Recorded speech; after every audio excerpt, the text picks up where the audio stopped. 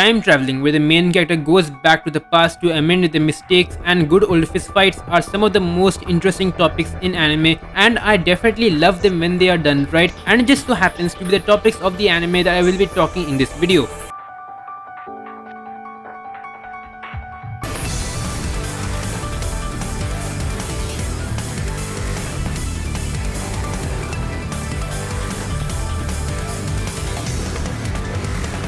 Tokyo Revengers is an intense and brutal shonen anime that has everything I like in a time travel anime, with some of the most down-to-earth characters I have seen in all of anime. It is a quick-paced show, but somehow it manages to tell some interesting stories of all the characters that may or may not have some kind of bigger role in the future, and honestly speaking, it's a bit hard to tell what will happen to this or that certain character, and this makes it all the more interesting. The show has been trending almost every week when it was still airing, so I knew that it was going to be good, but I didn't know that it was going to be this good. So without wasting any more time, let's jump right into the video. From the get-go, you can instantly tell what the main plot of the show is going to be, as it is properly introduced in episode 1. Within the first few minutes, it tells all the necessary things you need to know regarding the story, and I really liked this approach. Most shows take an entire episode or more, but this show took a different path, and not to mention that it was properly paced and only the important bits were shared. The premise of the anime mostly revolves around Takemichi, our main protagonist, who goes back to the past to save his only girlfriend that he had in his middle school from a gang known as Tokyo Manji Gang, or Toman for short, of which he used to be a part of back in middle school, only to find out that his only girlfriend Hinata was killed by that same gang in the present day. To those who aren't familiar with the anime or manga, at first glance it may seem like a simple show, and few might even compare it to something like Erased, and I too initially fell victim to this type of thinking, but later on found this to be something totally different. When it comes to time travel, I'm not the best person to talk to, but from what I've researched, there are different methods to time travel like time leaps, time loops, etc. The time traveling is merely a base on which the story thrives upon. But with that said, the execution method for going back to the past is kind of cool. Let's look at how the time travel mechanism works in the show. Takemichi can only go back to the past from the present date to the current date 12 years ago. In other words, if it's 10th of October in the present day, he can only go back to 10th of October 12 years ago. And the way he leaps through time is by shaking this person's hand and going back to the past. That's it, plain and simple. Time traveling, according to me at least, is about getting a second chance at life, and that's all it is, a second chance.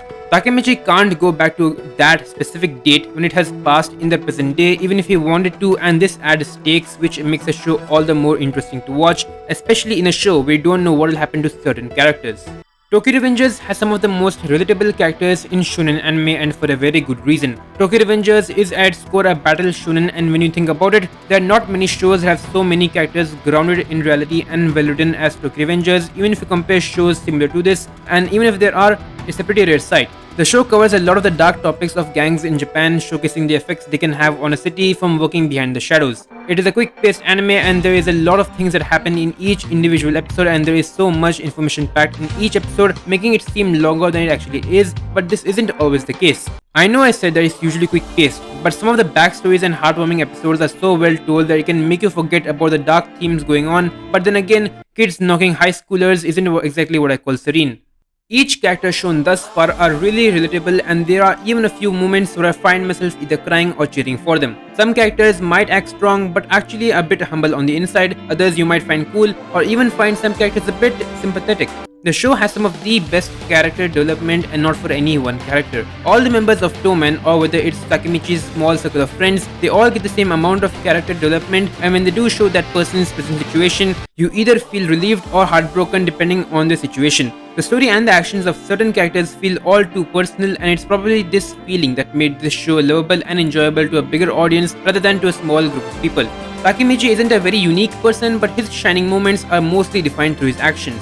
He keeps losing again and again and again, but he keeps rising back up, and when he is successful in his mission or job, you can feel his joy along with him, and that is something that I can definitely get behind. But even if he is the main protagonist of the story, there are some characters who definitely took the spotlight at times, and I feel really passionate about them. The biggest motivation that is driving Takemichi is to save his girlfriend Hinata, and she is a pretty great character. Though she doesn't get much screen time as much as the gang members, her ability to lift other people's moods is what makes her great, and she also had the audacity to slap Mikey, who is literally the strongest member among the Tokyo Manji gang. The fights at times can get so brutal that some people actually die, and it's pretty sad when that happens because you emotionally get attached to the characters, and this obviously doesn't apply for a single show. There are a lot of characters that I love in this, but Mikey keeps taking the spotlight since he is a pretty important character of the Tokyo Manji gang.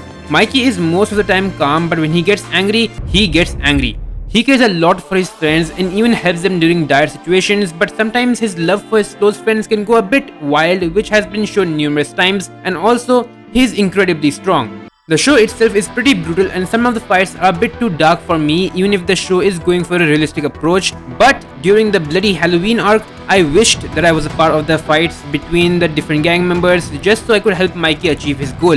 The main leaders and sub-leaders of Toman are all likable, but sometimes I feel like taking my anger out on something or someone due to certain characters, and I couldn't be angrier than at Kisaki Tetta. Kisaki wants to take control over Toman and tries various different methods, and due to him a lot of unfortunate circumstances takes place, and he was also responsible for killing Hinata in the present day, which is shown in the first or second episode. There is only one place where he belongs, in a burning trash can.